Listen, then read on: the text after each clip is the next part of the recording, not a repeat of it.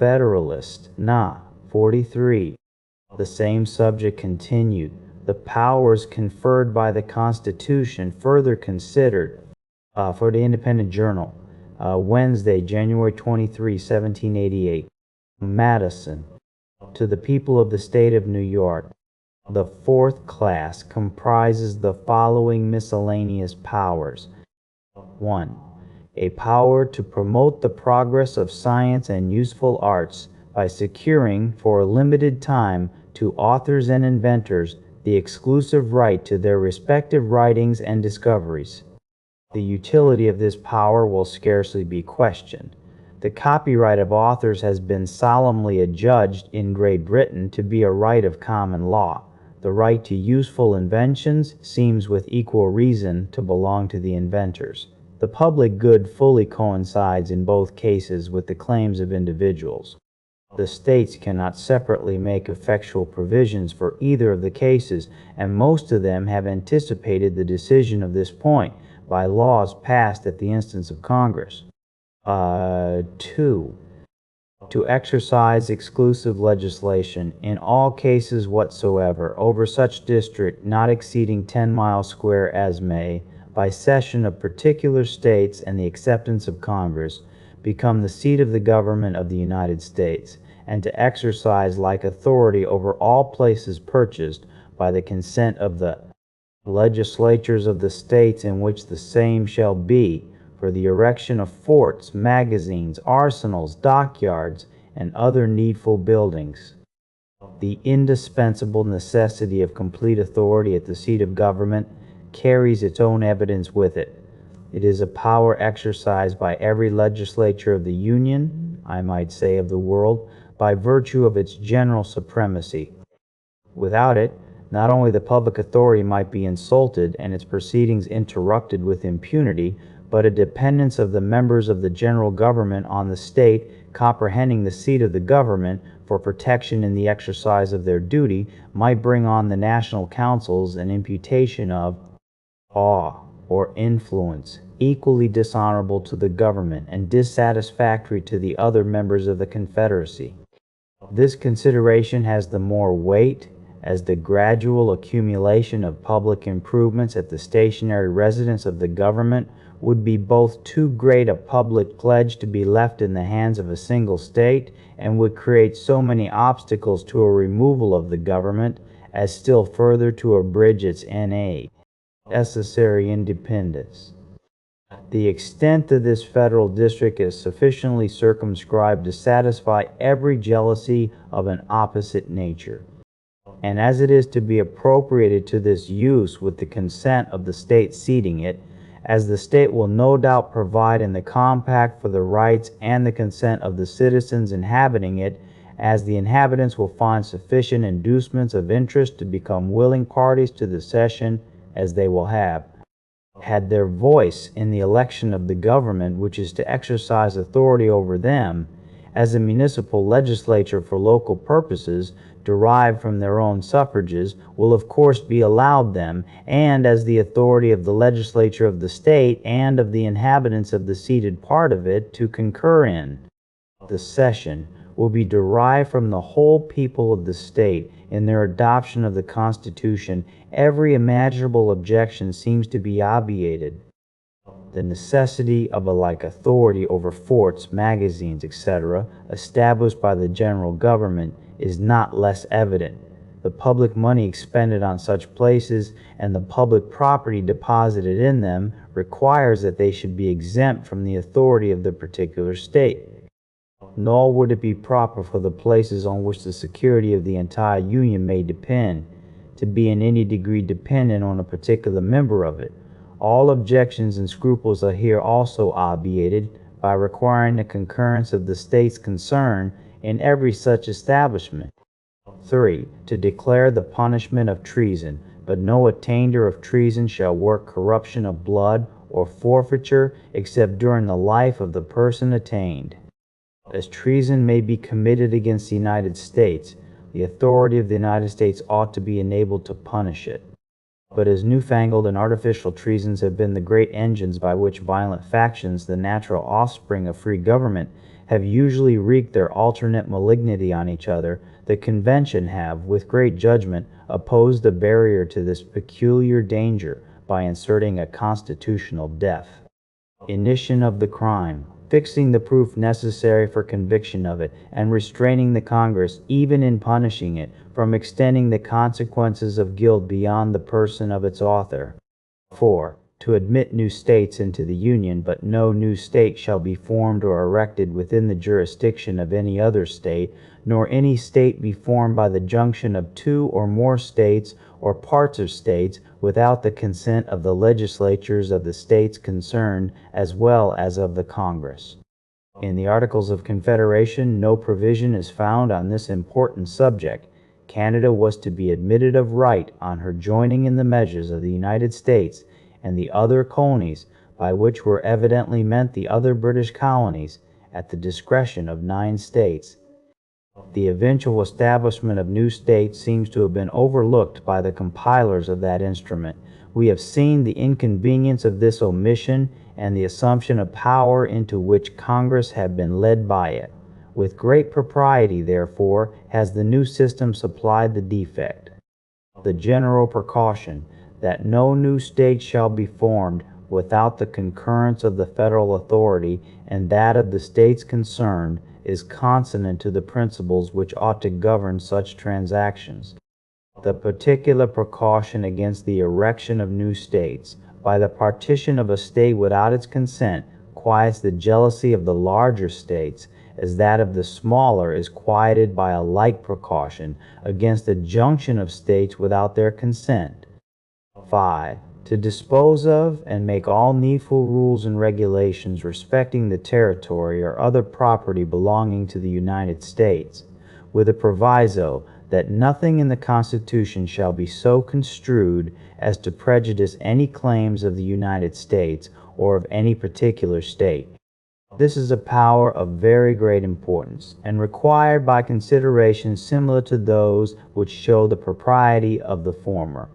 The proviso annexed is proper in itself, and was probably rendered absolutely necessary by jealousies and questions concerning the Western Territory sufficiently known to the public. 6. To guarantee to every state in the Union a republican form of government to protect each of them against invasion, and on application of the legislature or of the executive when the legislature cannot be convened against domestic violence. In a confederacy founded on republican principles and composed of republican members, the superintending government ought clearly to possess authority to defend the system against aristocratic or monarchical innovations. The more intimate the nature of such a union may be, the greater interest have the members in the political institutions of each other, and the greater right to insist that the forms of government under which the compact was entered into should be substantially maintained. But a right implies a remedy, and where else could the remedy be deposited than where it is deposited by the Constitution? Governments of dissimilar principles and forms have been found less adapted to a federal coalition of any sort than those of a kindred nature. As the Confederate Republic of Germany, says Montesquieu, consists of free cities and petty states, subject to different princes, experience shows us that it is more imperfect than that of Holland and Switzerland. Greece was undone, he adds, as soon as the king of Macedon obtained a seat among the Amphictyons. In the latter case, no doubt, the disproportionate force, as well as the monarchical form, of the new confederate had its share of influence on the events. It may possibly be asked what need there could be of such a precaution, and whether it may not become a pretext for alterations in the state governments without the concurrence of the states themselves. These questions admit of ready answers. If the interposition of the general government should not be needed, the provision for such an event will be a harmless superfluity only in the Constitution. But who can say what experiments may be produced by the caprice of particular states, by the ambition of enterprising leaders, or by the intrigues and influence of foreign powers? To the second question it may be answered that if the general government should interpose by virtue of this constitutional authority, it will be, of course, bound to pursue the authority. But the authority extends no further than to a guarantee of a republican form of government, which supposes a pre-existing government of the form which is to be guaranteed. As long, therefore, as the existing republican forms are continued by the states, they are guaranteed by the federal Constitution. Whenever the states may choose to substitute other republican forms, they have a right to do so, and to claim the federal guarantee for the latter. The only restriction imposed on them is that they shall not exchange republican for anti-republican constitutions, a restriction which, it is presumed, will hardly be considered as a grievance. A protection against invasion is due from every society to the parts composing it. The latitude of the expression here used seems to secure each state not only against foreign hostility, but against ambitious or vindictive enterprises of its more powerful neighbors. The history, both of ancient and modern confederacies, proves that the weaker members of the Union ought not to be insensible to the policy of this article. Protection against domestic violence is added with equal propriety. It has been remarked that even among the Swiss cantons, which, properly speaking, are not under one government, provision is made for this object, and the history of that league informs us that mutual aid is frequently claimed and afforded, and as well by the most democratic as the other cantons. A recent and well-known event among ourselves has warned us to be prepared for emergencies of a like nature. At first view, it might seem not to square with the Republican theory, to suppose either that a majority have not the right, or that a minority will have the force, to subvert a government, and consequently that the federal interposition can never be required, but when it would be improper. But theoretic reasoning, in this as in most other cases, must be qualified by the lessons of practice. Why may not illicit combinations for purposes of violence be formed as well by a majority of a state, especially a small state, as by a majority of a county or district of the same state? And if the authority of the state ought, in the latter case, to protect the local magistracy, ought not the federal authority, and the former, to support the state authority? Besides, there are certain parts of the state constitutions which are so interwoven with the federal constitution that a violent blow cannot be given to the one without communicating the wound to the other. Insurrections in a state will rarely induce a federal interposition unless the number concerned in them bear some proportion to the friends of government. It will be much better that the violence in such cases should be repressed by the superintending power than that the majority should be left to maintain their cause by a bloody and obstinate contest. The existence of a right to interpose will generally prevent the necessity of exerting it. Is it true that force and right are necessarily on the same side in republican governments? May not the minor party possess such a superiority of pecuniary resources, of military talents and experience, or of secret succors from foreign powers, as will render it superior also in an appeal to the sword? May not a more compact and advantageous position turn the scale on the same side against a superior number so situated as to be less capable of a prompt and collected exertion of its strength? Nothing can be more chimerical than to imagine that in a trial of actual force, victory may be calculated by the rules which prevail in a census of the inhabitants, or which determine the event of an election. May it not happen, in fine, that the minority of citizens may become a majority of persons by the accession of alien residents, of a casual concourse of adventurers, or of those whom the Constitution of the state has not admitted to the rights of suffrage? I take no notice of an unhappy species of population abounding in some of the states who, during the calm of regular government, are sunk below the level of men, but who, in the tempestuous scenes of civil violence, may emerge into the human character and give a superiority of strength to any party with which they maw. Why associate themselves? Why associate themselves? In cases where it may be doubtful on which side justice lies, what better umpires could be desired by two violent factions flying to arms and tearing a state to pieces than the representatives of Confederate states, not heated by the local flame? To the impartiality of judges, they would unite the affection of friends. Happy would it be if such a remedy for its infirmities could be enjoyed by all free governments, if a project equally effectual could be established for the universal peace of mankind.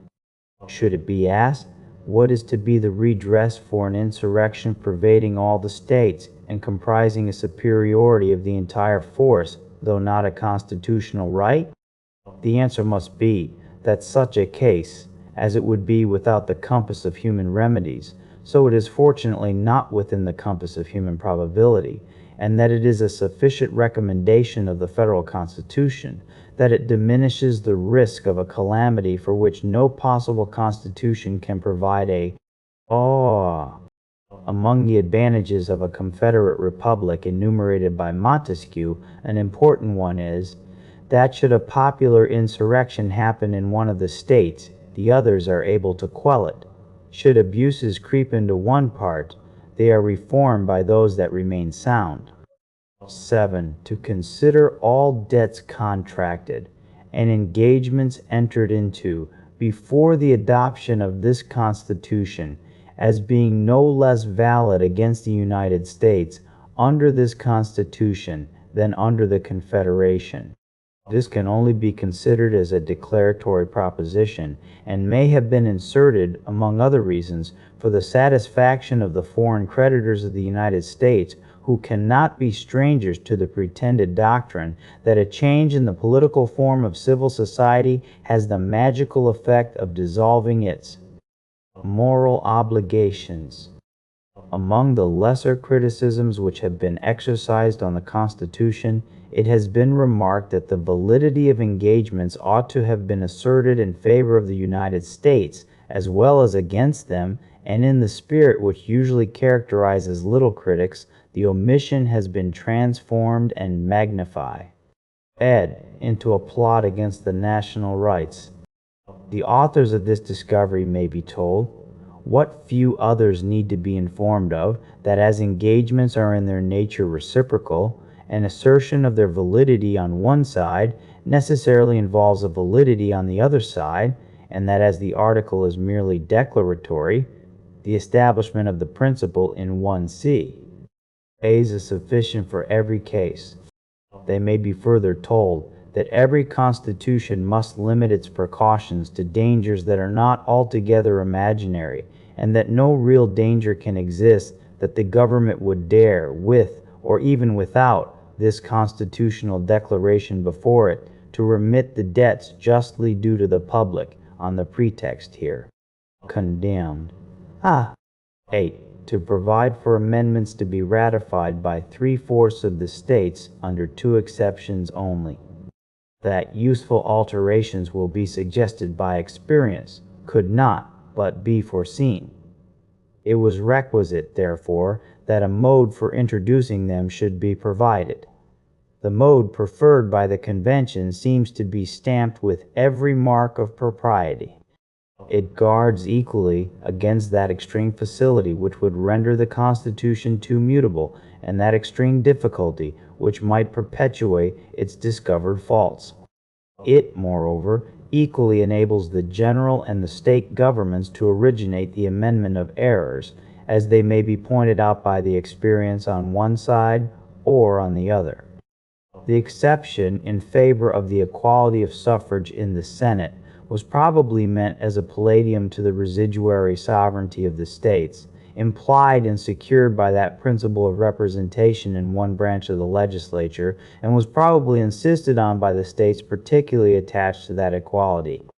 The other exception must have been admitted on the same considerations which produced the privilege defended by it. 9. The ratification of the conventions of 9 states shall be sufficient for the establishment of this Constitution between the states ratifying the same. This article speaks for itself. The express authority of the people alone could give due validity to the Constitution. To have required the unanimous ratification of the 13 states would have subjected the essential interests of the whole to the caprice or corruption of a single member. It would have marked a want of foresight in the convention, which our own experience would have rendered inexcusable. 2 questions of a very delicate nature present themselves on this occasion. 1. On what principle the Confederation, which stands in the solemn form of a compact among the states, can be superseded without the unanimous consent of the parties to it? 2. What relation is to subsist between the 9 or more states ratifying the Constitution and the remaining few who do not become parties to it?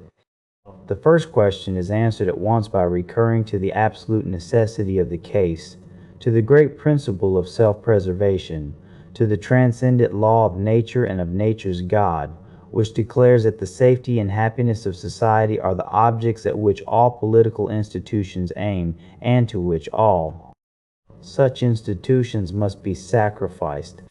Perhaps, also, an answer may be found without searching beyond the principles of the compact itself. It has been heretofore noted among the defects of the Confederation that in many of the states it had received no higher sanction than a mere legislative ratification. The principle of reciprocality seems to require that its obligation on the other states should be reduced to the same standard. A compact between independent sovereigns, founded on ordinary acts of legislative authority, can pretend to no higher validity than a league or treaty between the parties. It is an established doctrine on the subject of treaties that all the articles are mutually conditions of each other, that a breach of any one article is a breach of the whole treaty, and that a breach committed by either of the parties absolves the others and authorizes them, if they please, to pronounce the compact violated and void. Oh! Should it unhappily be necessary to appeal to these delicate truths for justification for dispensing with the consent of particular states to a dissolution of the federal pact, will not the complaining parties find it a difficult task to answer the multiplied and unimportant infractions with which they may be confronted? D. The time has been when it was incumbent on us all to veil the ideas which this paragraph exhibits. The scene is now changed, and with it the part which the same motives dictate. The second question is not less delicate, and the flattering prospect of its being merely hypothetical forbids an over-curious discussion of it. It is one of those cases which must be left to provide for itself. In general, it may be observed that although no political relation can subsist between the assenting and dissenting states, yet the moral relations will remain uncancelled. The claims of justice, both on one side and on the other, will be in force and must be fulfilled. The rights of humanity must in all cases be duly and mutually respected, whilst considerations of a common interest, and, above all, the remembrance of the endearing scenes which are past, and the anticipation of a speedy triumph over the obstacles to reunion, will, it is hoped, not urge in vain moderation on one side and prudence on the other. Publius, by